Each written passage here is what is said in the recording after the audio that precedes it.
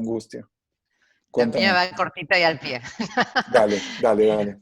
Mi brecha surgió cuando vi una TED Talk de Wilkins que hablaba de extreme ownership en el capítulo de Sí. Responsibility. Y él habló todo de hacerse cargo y todo, re linda charla, me encantó, muy inspirador. Y terminó hablando y dijo, y la importancia de la disciplina y qué sé yo. Y yo seguía escuchando y decía, ¿de qué habla este tipo con el tema de la disciplina? La charla no fue sobre disciplina, pero yo me quedé con la disciplina.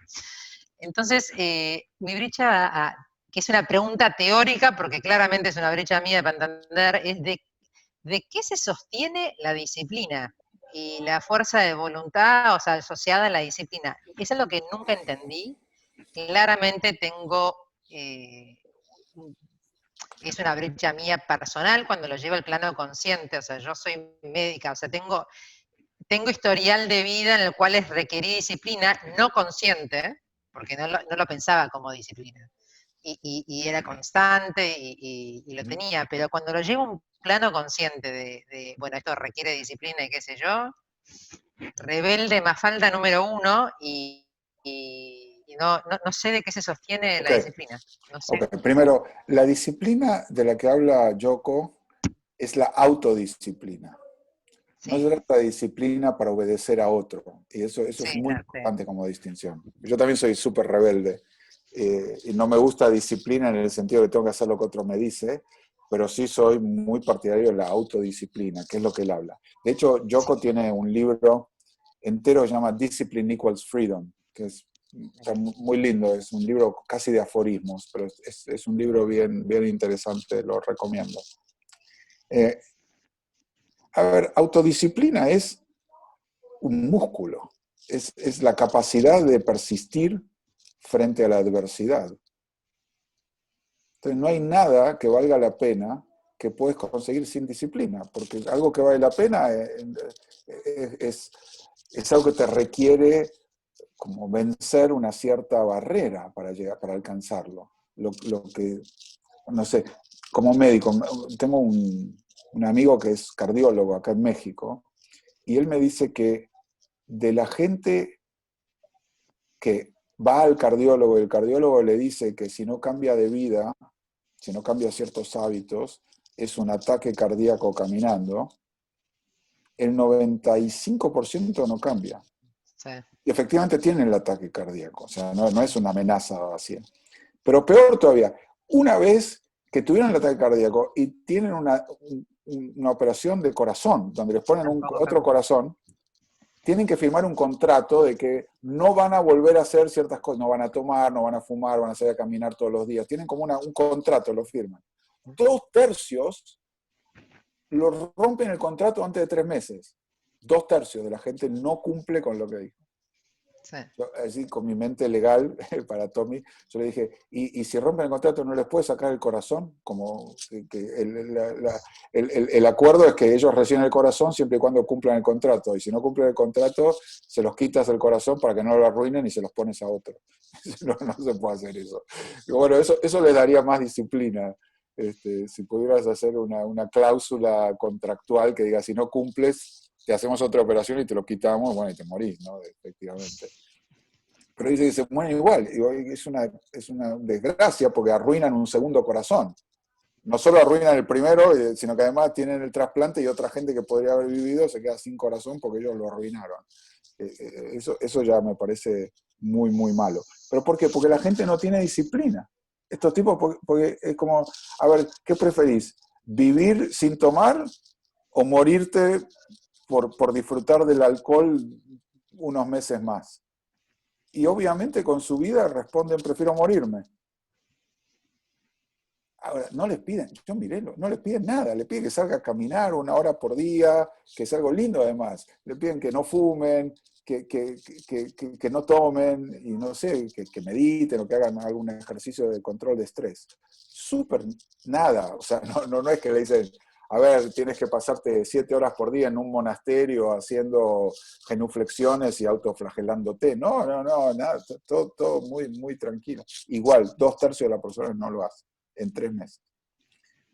Así que la razón, digamos, la filosofía de Jocko, que es la mía también, ¿no? La motivación es sumamente fickle, es como tenue, va y viene. Lo que puedes confiar es en tu disciplina para persistir y hacer algo porque tu mente y tu voluntad dicen que esto es lo correcto y no porque es lo más cómodo, pero no porque viene de afuera. Por eso ahí cuando tú dijiste, porque yo soy Mafalda, yo también, pero eso es con la gente de afuera que te quiere controlar para que sigas su disciplina. Pero la verdadera disciplina es la que tú te impones, porque dices, yo quiero esto en mi vida y para ser médica tengo que estudiar. Mientras tú estudiabas, había otras mujeres que estaban haciendo otras cosas, probablemente más divertidas que estudiar. Y tú te la pasaste estudiando. ¿Por qué? Porque tenías un propósito trascendente, que es, bueno, yo quiero ser médica, y para ser médico tengo que estudiar. Aunque en el momento no me dé tanto placer como alguna de las otras cosas que estarían haciendo otras de las mujeres que no son médicas. Eso es disciplina. Entonces, cada vez que tienes un objetivo a largo plazo y tienes que demorar la gratificación para perseguir ese propósito, estás ejerciendo la autodisciplina para restringirte en un placer temporario en aras de conseguir un bien mucho más grande en el futuro. Es un sacrificio. ¿Por qué? Porque vives consciente. Eso es para mí es la medida de la conciencia. ¿Qué significa ser valiente? Valiente es tener miedo y hacerlo igual. Y el miedo te dice que no, la disciplina te dice lo voy a hacer igual. ¿Por qué? Porque sí, porque estoy comprometido. Y me da miedo, voy a operar a este paciente y si se muere, y si alguna vez se te van a morir. Pero yo no quiero ser, bueno, entonces no seas médica. No, pero yo quiero ser médica. Bueno, entonces soporta que alguna vez se te va a morir un paciente. Haz lo mejor que puedas, pero vas a tener que vivir con eso. ¿Y por qué lo haces? Por disciplina, porque no es agradable. O sea, si pudiéramos ser médicos y que nunca se muera nadie, sería más lindo, claro. O si pudieras ser médico sin estudiar o sin restringirte en nada, o si pudieras ser saludable sin restringirte en lo que comes y tomas y fumas, sería mejor, pero that's just not in this reality. Entonces la disciplina es la manera de tomar un compromiso contigo misma para perseguir un bien trascendente, un bien en el largo plazo. ¿Cómo te suena esto? Me suena que sí.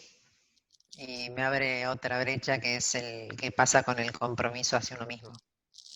Y que es lo que sostiene eso más allá de la racionalización del compromiso hacia uno mismo. Práctica. No hay mucha ciencia. Realmente es como un músculo. La disciplina es un músculo que se practica. No es muy conceptual. Entonces, Sí. hacer pequeñas cosas que no sean lo más confortable, como en el capítulo de estoicismo, cómodo en la incomodidad.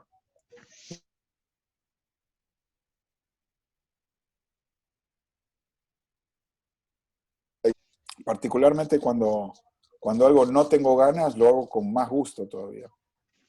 Porque además de hacer esto que tengo que hacer, estoy practicando disciplina. Entonces me doy cuenta, no sé, tengo ganas de mirar social media. Digo, no lo voy a hacer. ¿Por qué? Porque quiero hacerlo y sé que no me conviene. No lo voy a hacer. Entonces, a veces fracaso.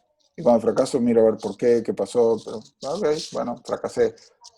Pero cada vez menos. Y lo voy viendo como a lo largo de mi vida, cuanto más practico, más fácil se me hace obrar mirando mi propósito. Pero es un músculo, realmente no es tan conceptual. Es práctica, práctica, práctica y tener el compromiso con la práctica. Y poco a Gracias. poco se te va mejorando el músculo. De nada.